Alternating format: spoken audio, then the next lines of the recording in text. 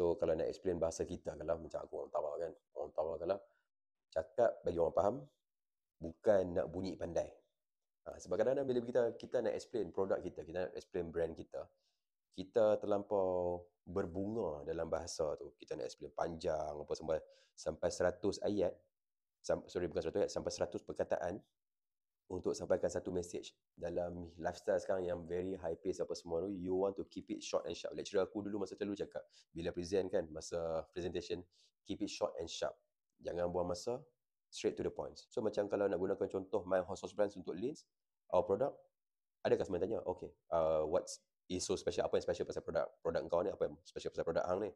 Okay, kita memang fokus untuk low sodium, kurang garam, low calories, kurang kalori, zero extract. Kita tak gunakan chili extract langsung, kita hanya gunakan natural pepper saja. So organic. Keep it direct, keep it clear. Bagi orang faham.